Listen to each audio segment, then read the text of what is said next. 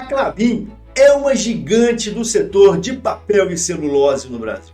E nos últimos anos, ela fez investimentos bilionários, mas o preço de suas ações está despencando em 2025. Será o que está acontecendo com a Klabin?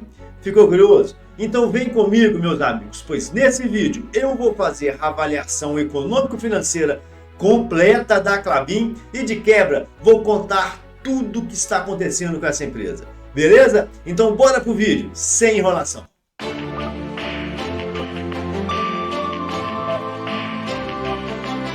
Então vamos lá, pessoal, fazer a avaliação econômico-financeira da Klabin. Eu utilizo a análise dinâmica de balanços e para isso eu peguei os balanços da empresa de 2019 até 2025. Fiz a reclassificação, meus amigos, consegui auferir aqui os três indicadores fundamentais para a teoria, que é o capital de giro, a necessidade do capital de giro e saldo de tesouraria. E fiz isso para todos os anos, de 2019 até 2025, ok? Para início de conversa, pessoal, eu gosto de estudar a estrutura da empresa pelo gráfico de blocos. E para isso eu peguei os dados do último balancete disponível e fiz essa representação aqui. Eu vejo uma empresa que tem um capital de giro forte, estimado em praticamente 8 bilhões de reais. E tem uma necessidade de capital de giro bem baixinha, de 1,6 bilhão de reais. Aí, meus amigos, é matemática simples. 8 bilhões menos 1,6 dá 6,3 bilhões. E esse dinheiro está no caixa da Klabin no curto prazo. A Klabin é uma empresa com uma estrutura financeira sólida, grau de risco 2, praticamente inexistente. Meus amigos, eu peguei essas informações e coloquei no gráfico, pois o gráfico nos permite avaliar as tendências. Bora lá! E esse aqui é o gráfico, pessoal, e eu vejo uma empresa bacana, tá? A linha azul, que é o capital de giro, está lá em cima, soberana, né? E a necessidade de capital de giro, que é a linha vermelha, pessoal, está lá embaixo. Olha o tamanho, olha o gap que existe entre a linha azul e a linha vermelha. Ele é enorme e ele é praticamente constante durante todo o período que nós analisamos. E esse gap, pessoal, essa diferença entre a linha azul e a linha vermelha, vamos dizer, é o dinheiro ocioso, né, no longo prazo, e é o dinheiro ocioso no ciclo financeiro da empresa. E esse dinheiro vira saldo de tesouraria, que é a linha amarela, pessoal. E essa ociosidade representa a distância, né, entre a linha amarela e o zero. Então é uma empresa bacana, tá? É uma empresa que não tem o menor problema de liquidez, nem no curto, nem no médio, nem no longo prazo. É uma empresa bem estruturada financeiramente. A Klabin é uma empresa que tem alto indicador de liquidez. E a gente pode constatar isso quando analisamos o saldo de tesouraria, né? Observem que é uma empresa muito líquida. Já chegou a ter aqui mais de 9 bilhões de reais em caixa em 2023. Agora em 2025 está batendo 6,3. A Klabin tem sim empréstimos de curto prazo, né? Estimados agora em praticamente 1,8 bilhão de reais aqui no mouse, ok? Mas é uma empresa que tem um saldo de caixa muito grande, 7,3 bilhões de reais. E aplicações financeiras de curto prazo também em alto valor, 800 milhões. Então esse valor é suficiente para quitar os empréstimos de curto prazo e ainda sobra dinheiro. E o que isso significa? Isso significa, meus amigos, que a liquidez da empresa no curto prazo, ela é financiada pelas contas estratégicas do capital de giro e também financiada pelas contas da necessidade do capital de giro, pelas contas do ciclo financeiro, as contas operacionais. Vamos dar uma olhadinha na necessidade de capital de giro para ver se tem alguma coisa interessante.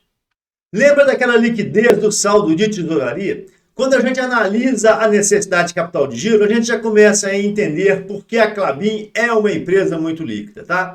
E para início de conversa, pessoal, eu gosto de comparar o crescimento da receita com o crescimento da necessidade de capital de giro. Essas duas linhas cor-de-rosa aqui no final da planilha. E a gente percebe que a Klabin, entre os anos de 2019 e 2024, cresceu o faturamento em 91%. Saindo de 10 bilhões de reais e batendo aqui seus 19, quase 20 bilhões em 2024. Meus amigos, mas a necessidade de capital de giro, que era normal que ela crescesse, né, que ela saísse dos 2 e fosse aí para os 4 bilhões de reais, acompanhando o crescimento da receita, né, a necessidade de capital de giro ela dividiu por 2, ela diminuiu em 56%. Saiu de 2,1 bilhão de reais e bateu aí os 900 milhões de reais. Então a Klabin fez uma boa gestão da sua necessidade de capital de giro e ela fez com que parte desse dinheiro fosse para o saldo de tesouraria, tá? Ela faz uma boa gestão nas contas a receber, tá, pessoal? Olha aqui, observe que o contas a receber da Klabin em 2019, ele girava em 66 dias, agora está girando em 34 dias. Então, o prazo médio que ela recebe as suas rendas diminuiu, tá? Os estoques, né, aumentaram um pouquinho de 47 dias para 60, mas a boa gestão do contas a receber mais do que compensou. E por outro lado, pessoal, a conta de fornecedores. Lá pelos idos de 2019, a empresa pagava todos os seus fornecedores com prazo médio de 36 dias, agora 55 dias. Então, pessoal, no blend, na mistura de todas essas contas, ela fez uma excelente administração da necessidade do capital de giro e isso disponibilizou dinheiro para a empresa, né? Dinheiro da necessidade de capital de giro, né? Que diminuiu ao longo dos anos, acabou invariavelmente na tesouraria. E quando a gente olha o capital de giro, nós percebemos que é uma empresa que aparentemente perdeu musculatura, tá? O capital de giro em 2019 estava estimado em 10,5 bilhões de reais e hoje em 8 bilhões de reais, agora no segundo trimestre de 2025. Quando nós analisamos, né, analiticamente as contas que compõem o capital de giro, nós percebemos que a conta do imobilizado da empresa cresceu muito ao longo desses anos. Praticamente aqui, pessoal, 17 bilhões de reais, aqui no mouse, tá? É uma empresa que está investindo muito nos últimos anos. E esse investimento, ele é financiado por onde? Por onde? A conta do capital de giro explica pra gente. Ele é financiado pelos empréstimos e financiamentos de longo prazo, né? Que a empresa contraiu de forma líquida ao longo desses anos em praticamente 11,5 bilhões de reais, aqui no mouse, ok? Mas ela também foi financiada pelas reservas, né, que aumentaram em 2,6 bilhão de reais e pelo capital social, algo em torno de 2 bi. Então, sim, meus amigos, a empresa ela perdeu musculatura no capital de giro, né, em virtude do blend das contas do ativo e passivo. É uma empresa que investiu muito ao longo dos anos. Na minha visão, ela fez investimentos em nível maior do que era necessário, maior do que ela conseguia financiar, né? E esse financiamento ele aconteceu de forma bilateral, tanto em relação a empréstimos de longo prazo, quanto em relação ao capital social e reservas de lucro, né? Então, assim, é uma empresa, vamos dizer assim, ok, sob o ponto de vista do capital de giro, mas requer alguns cuidados. Esse grande endividamento aqui, invariavelmente, foi parar na dívida líquida da empresa. Vamos dar uma olhadinha na dívida líquida, bora lá. Mas antes de falar do endividamento, pessoal, deixa eu passar aqui pelos investimentos. Lembra quando eu falei para vocês que a Klabin está investindo muito, né? Barbaridade, né? Olha lá. Ao longo desses anos, de 2019 a 2025, ela investiu 28 bilhões de reais, sendo que 13 bilhões de reais para o projeto Puma 2, tá? O projeto Puma 2, pessoal, é essa barrinha laranja do gráfico, ok? E vocês percebam que hoje já não existe mais investimento no Puma 2, né? E foi esse, né, o grande consumidor de recursos da Klabin ao longo desses anos, ok?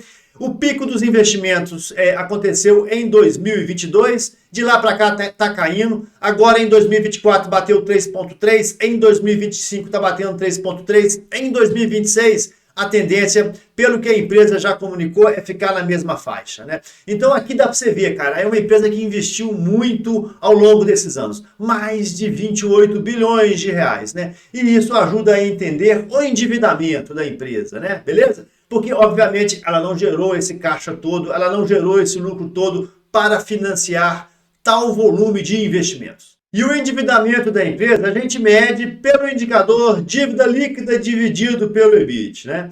E a Klabin é uma empresa endividada? Sim, meus amigos, ela é uma empresa endividada, tá? O indicador dívida líquida dividido pelo EBIT em 2024 deu de 7,2, né? Mas por que deu tão alto assim?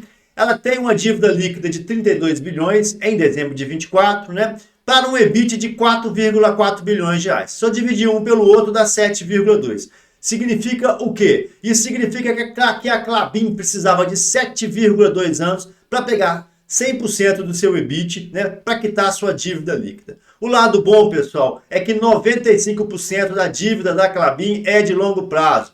Então dá para ela esperar, né, os resultados, o fluxo de caixa do projeto Puma II começar a oxigenar o seu fluxo de caixa, né, para conseguir melhorar a lucratividade e diminuir esse endividamento, né? O lado bom também, pessoal, é que em 2025 a dívida líquida já reduziu de 32 para 27 bilhões de reais, né? E aí o EBIT está em linha, tá? O EBIT esse ano deve beirar os 4,7, 4,8 bilhões de reais. Então é uma empresa que ao final do ano deve ter um indicador dívida líquida dividido pelo EBIT de 5. Ainda muito alto, e é por isso que o mercado financeiro está batendo na Klabin. A Klabin deu uma passada maior que as pernas e se endividou, né? E olha só, pessoal, em 2024 ela teve um resultado financeiro de 2,2 bilhões de reais negativo. É muita grana, né? Deu para entender por que ela está apanhando o mercado? Por que ela caiu tanto ao longo desses anos? É em virtude do seu endividamento. E quando a gente analisa a performance operacional da empresa, né, nós percebemos que é uma empresa que cresceu o faturamento de forma relevante, né, saindo de 10 bi, passando aí para quase 20 bi. O CMV está bem administradinho aí na faixa dos 60%, ok? O EBIT, meus amigos, né, hoje, falar de Klabin é aceitar um EBIT aí na faixa dos 23%. Essa é a realidade dos últimos 3 anos. Esse EBIT ele diminuiu se compararmos com os anos de 2021 e 2022. E a Klabin hoje é uma empresa que não está dando um lucro de 2 dígitos, né? Ela está com um lucro aí na faixa dos 9,3, 9,6, né?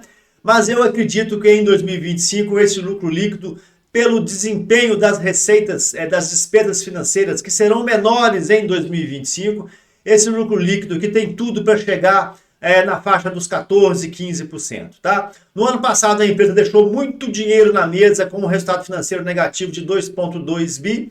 Esse ano, no primeiro semestre, ela já gastou 724 milhões de reais, né? Se colocar mais 6 meses, aí deve chegar uns 1,5 milhão, 1 milhão e 600. Isso se o câmbio se comportar adequadamente aí no segundo semestre de 2025, né? Então é uma empresa, meus amigos, que deve dar um lucro líquido aí maior, aí na faixa dos 2,5, 2,6 bilhões de reais, tá? Sob ponto de vista operacional, é uma empresa bem interessante. A Klabin é uma empresa interessante sob ponto de vista econômico-financeiro. Ela tem uma estrutura financeira sólida. É uma empresa muito líquida, tem mais de 6,3 bilhão de reais. Tem feito uma gestão da necessidade de capital de giro primorosa, né? O que eu não gosto muito é que ela deu uma passada maior do que as pernas. Investiu muito ao longo desses anos. Nós olhamos esses números de forma analítica, né, ano a ano, de 2019 a 2025. E isso tudo tem um preço, né, meus amigos? A Klabin ela é uma empresa considerada endividada, né? O indicador dívida líquida dividido pelo EBIT hoje está de 7 vezes, indicador de 2024. Para 2025 deve chegar aos 5, né? Isso significa que a empresa precisava pegar 5 anos, né? 100% do seu EBIT para pagar a sua dívida líquida, né? Beleza? É uma empresa que tem um lado bom desse endividamento. 95% desse endividamento é de longo prazo, né? E isso é muito legal porque vai dar tempo para o projeto Puma II trazer resultado, turbinar o lucro da empresa, ok? Quando a gente pensa em Klabin, nós estamos falando de uma empresa que fatura seus 20 bilhões de reais, tem um CMV na faixa dos 60%, hoje Klabin dá um EBIT na faixa dos 23% e um lucro líquido aí na faixa dos 10%. Mas eu acredito, né, por tudo que eu estudei da Klabin, que com o resultado do projeto Puma II, a Klabin vai para um novo degrau de performance. Acredito que esse faturamento ele deve continuar a crescer ao longo dos anos, mas o lucro líquido, né, ao longo dos próximos anos deve sair aí da faixa dos 9% e 10% e atingir os 14% e 15%, né? De forma tranquila, né? Na medida que o endividamento vai diminuindo e na medida que os resultados do Puma II começam a colocar dinheiro no balancete, beleza? Mas afinal de contas, por que o mercado está batendo tanto no preço da Klabin? Vamos lá, se eu pudesse colocar um motivo apenas, eu falaria para vocês que é o endividamento. Ter um indicador dívida líquida dividido pelo EBIT de algo em torno de 7 é muita coisa. Em 2025, esse indicador deve beirar aí os 5, é muita coisa, né? Seriam 5 anos de EBIT para pagar a dívida líquida.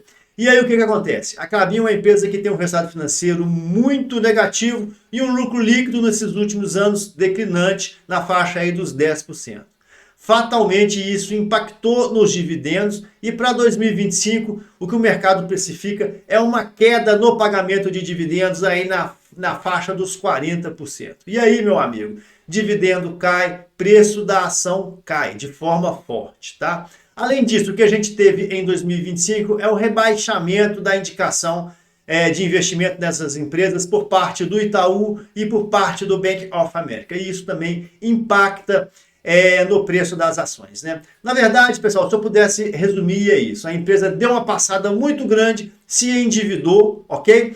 Os indicadores ficaram ruins e aí o mercado penaliza, principalmente em função da dívida líquida e da diminuição no pagamento de dividendos esperada, né? Beleza? Basicamente isso. Mas tem muita coisa, né? Como diz aqui em Minas, debaixo desse angu. Beleza? Vamos olhar o lado bom da Klabin? Bora lá. Sob o ponto de vista do negócio, meus amigos, a Klabin é bem interessante. Ela está num setor muito resiliente, que é o setor de embalagens, né? Por que existe essa resiliência no caso da Klabin? Em primeiro lugar, porque existe uma correlação muito grande com a embalagem de produtos de primeira necessidade, né? Aquilo que você não pode cortar do seu consumo. E isso traz uma demanda constante para a Klabin. Gente, quer a gente queira ou não, o vetor no longo prazo é o vetor da sustentabilidade, né?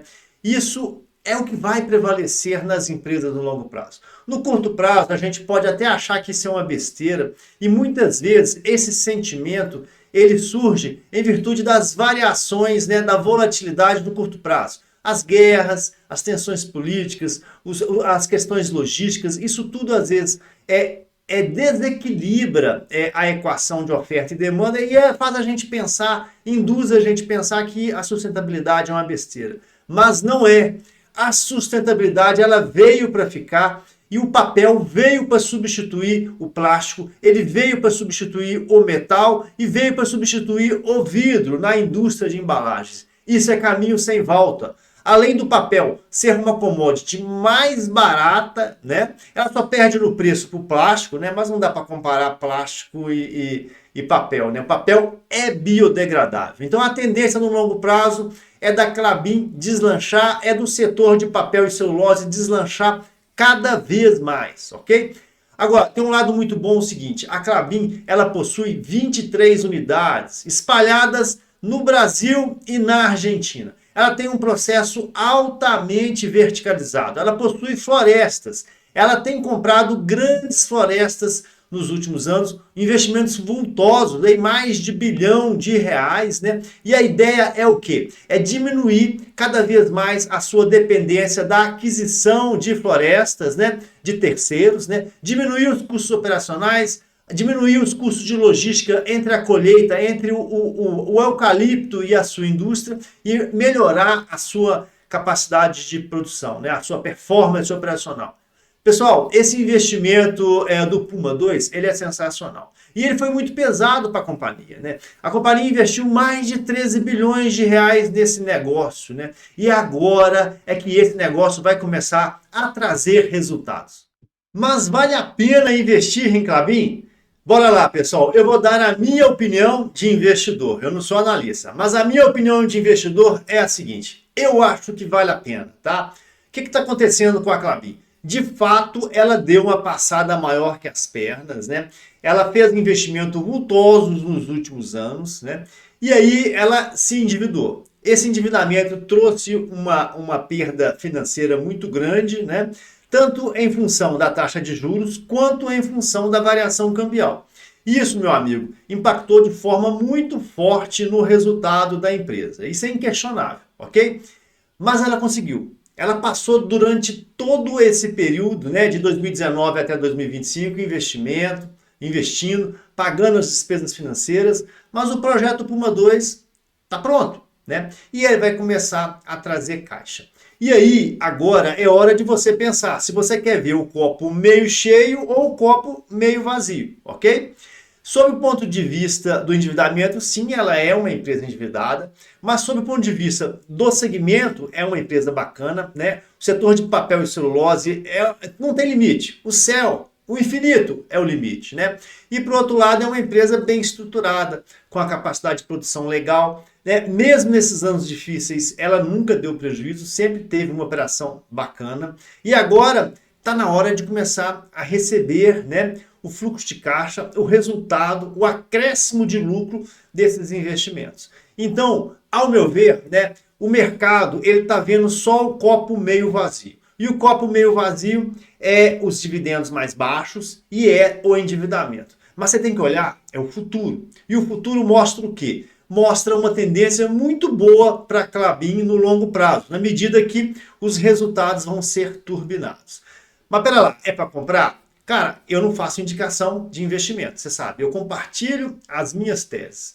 Eu acho que a perda do preço da ação em 2025, aí na faixa dos 25%, né, é relevante. E nós temos aí um negócio bacana na nossa frente, tá? Mas eu não acredito na Klabin no curto prazo. Eu acredito sempre nesse tipo de empresa que é uma empresa de commodity, é uma empresa cíclica, né? Eu acredito nesse tipo de empresa para o longo prazo, beleza? Se tu quiser investir em Klabin, eu acho e eu entendo, aliás, né, que a Klabin é um excelente negócio para o longo prazo. Aí, bota 5 anos para frente, né? E esse desconto de 2025, né, no preço da ação, ele é bem sedutor, beleza?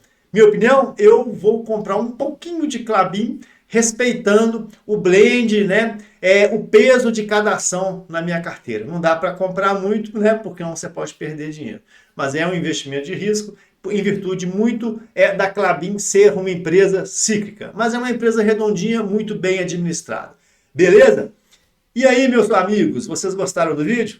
Concordam comigo ou não? Coloca nos comentários. Tem alguma coisa a contribuir? Quer me ensinar alguma coisa? Eu vou ter muito prazer em te escutar. Coloca aí nos comentários, beleza? Muito obrigado, bons investimentos e principalmente fiquem com Deus.